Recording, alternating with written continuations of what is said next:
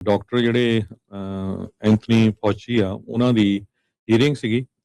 Senator rand ਪਾਲ ਨੇ ਬਾਰ-ਬਾਰ ਉਹਨਾਂ ਨੂੰ ਕੁਐਸਚਨ ਪੁੱਛੇ ਤੇ ਉਹਨਾਂ ਨੇ ਜਿਹੜੇ ਡਾਕਟਰ ਐਂਥਨੀ ਆ ਉਹਨਾਂ ਨੇ ਆਪਣਾ 5th ਅਮੈਂਡਮੈਂਟ ਰਾਈਟ ਯੂਜ਼ ਕੀਤਾ। ਕਹਿੰਦੇ ਵੀ ਮੈਂ ਆਪਣੇ ਵਕੀਲ ਦੇ ਕਹੇ ਦੇ ਉੱਤੇ ਆਪਣਾ 5th ਅਮੈਂਡਮੈਂਟ ਯੂਜ਼ ਕਰਦਾ ਹੋਇਆ ਇਸ ਕੁਐਸਚਨ ਦਾ ਆਨਸਰ ਨਹੀਂ ਦੇਣਾ ਹੈਗਾ।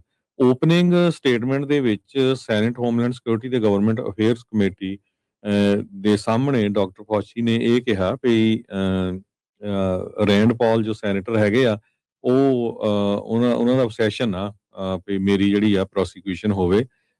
ਤੇ ਕਿਉਂਕਿ ਉਹਨਾਂ ਨੇ ਮੇਰੇ ਅਗੇਂਸਟ ਬਹੁਤ ਸਾਰੇ ਜਿਹੜੇ ਸਲੈਂਡਰਸ ਕਮੈਂਟ ਵੀ ਯੂਜ਼ ਕੀਤੇ ਹੈਗੇ ਆ।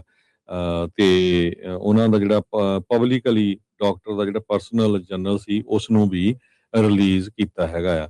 ਸੋ ਉਹ ਕਹਿੰਦੇ ਵੀ ਮੈਂ ਗਵਰਨਮੈਂਟ ਦੀ ਜਿਹੜੀ ਲੈਜਿਸਲੇਟਿਵ ਬ੍ਰਾਂਚ ਆ ਉਹਦੀ ਰਿਸਪੈਕਟ ਬਹੁਤ ਕਰਦਾ ਤੇ ਮੈਂ ਪਹਿਲਾਂ ਵੀ ਹਾਜ਼ਰ ਹੁੰਦਾ ਰਿਹਾ ਹਾਂ।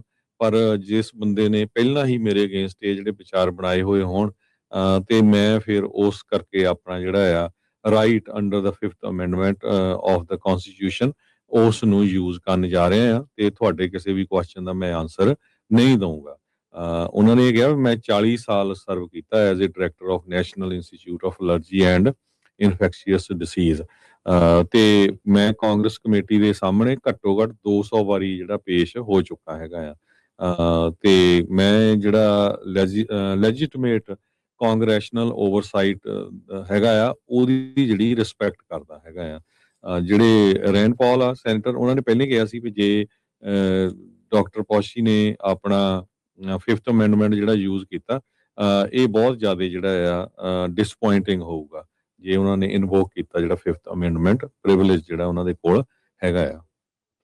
ਜੀ ਹੁਣ ਲੋਕ ਇਹੀ ਕਹਿ ਰਹੇ ਆ ਕ੍ਰਿਟਿਕ ਡਾਕਟਰ ਫੌਚੀ ਦੇ ਵੀ ਇਹ ਤਾਂ ਭੱਜ ਗਿਆ ਸਵਾਲਾਂ ਦੇ ਜਿਹੜੇ ਉਹ ਜਵਾਬ ਜਿਹੜੇ ਉਹ ਦੇਣ ਨੂੰ, ਤੇ ਬਹਾਨਾ ਇਹ ਲੈ ਰਿਹਾ ਵੀ ਰੈਂਡ ਪਾਲ ਤਾਂ ਮੈਨੂੰ ਬਸ ਅੰਦਰ ਕਰਨ ਨੂੰ ਜਿਹੜਾ ਉਹ ਫਿਰਦਾ ਹੈਗਾ ਆ। ਪਰ ਓਵਰਆਲ ਲੋਕਾਂ ਨੂੰ ਜਿਹੜਾ ਉਹ ਸਮਝ ਆ ਹੀ ਜਾਂਦੀ ਹੈ ਵੀ ਕੀ ਕੁਛ ਜਿਹੜਾ ਉਹ ਚੱਲ ਰਿਹਾ, ਕੌਣ ਜਵਾਬ ਦਿੰਦਾ ਤੇ ਕੌਣ ਜਵਾਬਾਂ ਤੋਂ ਜਿਹੜਾ ਉਹ ਭੱਜਦਾ ਆ। ਉਹਦੇ ਆਪਣੇ ਇੰਡੀਵਿਜੂਅਲ ਤੌਰ ਤੇ ਤਾਂ ਉਹਨੂੰ ਲੱਗਦਾ ਹੋਊਗਾ ਵੀ ਮੈਂ ਬਚ ਗਿਆ ਉਸ ਚੀਜ਼ ਦੇ ਵਿੱਚੋਂ, ਪਰ ਲੋਕਾਂ ਦੀਆਂ ਨਜ਼ਰਾਂ ਦੇ ਵਿੱਚ ਇਹ ਜਿਹੜੀ ਸਿਚੁਏਸ਼ਨ ਉਹ ਡਿਫਰੈਂਟ ਹੀ ਸਾਹਮਣੇ ਪੇਸ਼ ਹੁੰਦੀ ਆ।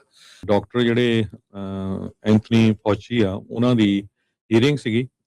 ਸੈਨੇਟਰ ਰੈਂਡ ਪਾਲ ਨੇ ਬਾਰ-ਬਾਰ ਉਹਨਾਂ ਨੂੰ ਕੁਐਸਚਨ ਪੁੱਛੇ ਤੇ ਉਹਨਾਂ ਨੇ ਜਿਹੜੇ ਡਾਕਟਰ ਐਂਥਨੀ ਆ ਉਹਨਾਂ ਨੇ ਆਪਣਾ 5th ਅਮੈਂਡਮੈਂਟ ਰਾਈਟ ਯੂਜ਼ ਕੀਤਾ। ਕਹਿੰਦੇ ਵੀ ਮੈਂ ਆਪਣੇ ਵਕੀਲ ਦੇ ਕਹੇ ਦੇ ਉੱਤੇ ਆਪਣਾ 5th ਅਮੈਂਡਮੈਂਟ ਯੂਜ਼ ਕਰਦਾ ਹੋਇਆ ਇਸ ਕੁਐਸਚਨ ਦਾ ਆਨਸਰ ਨਹੀਂ ਦੇਣਾ ਹੈਗਾ।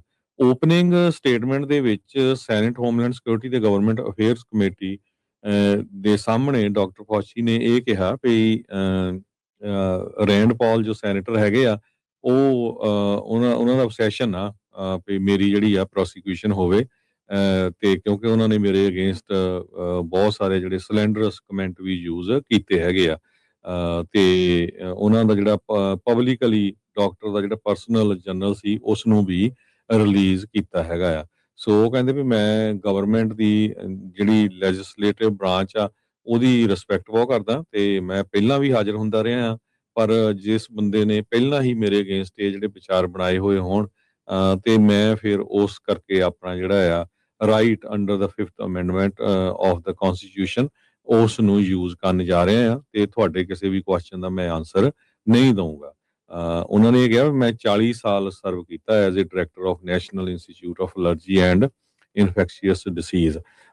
ਤੇ ਮੈਂ ਕਾਂਗਰਸ ਕਮੇਟੀ ਦੇ ਸਾਹਮਣੇ ਘੱਟੋ ਘੱਟ 200 ਵਾਰੀ ਜਿਹੜਾ ਪੇਸ਼ ਹੋ ਚੁੱਕਾ ਹੈਗਾ ਆ। ਤੇ ਮੈਂ ਜਿਹੜਾ ਲੈਜੀਟੀਮੇਟ ਕਾਂਗਰੈਸ਼ਨਲ ਓਵਰਸਾਈਟ ਹੈਗਾ ਆ ਉਹਦੀ ਜਿਹੜੀ ਰਿਸਪੈਕਟ ਕਰਦਾ ਹੈਗਾ ਆ। ਜਿਹੜੇ ਰੈਂਡ ਪਾਲ ਆ ਸੈਨੇਟਰ ਉਹਨਾਂ ਨੇ ਪਹਿਲੇ ਕਿਹਾ ਸੀ ਵੀ ਜੇ ਡਾਕਟਰ ਪੌਸ਼ੀ ਨੇ ਆਪਣਾ 5th ਅਮੈਂਡਮੈਂਟ ਜਿਹੜਾ ਯੂਜ਼ ਕੀਤਾ ਇਹ ਬਹੁਤ ਜ਼ਿਆਦਾ ਜਿਹੜਾ ਆ ਡਿਸਪੁਆਇੰਟਿੰਗ ਹੋਊਗਾ ਜੇ ਉਹਨਾਂ ਨੇ ਇਨਵੋਕ ਕੀਤਾ ਜਿਹੜਾ 5th ਅਮੈਂਡਮੈਂਟ ਪ੍ਰਿਵਿਲੇਜ ਜਿਹੜਾ ਉਹਨਾਂ ਦੇ ਕੋਲ ਹੈਗਾ ਆ।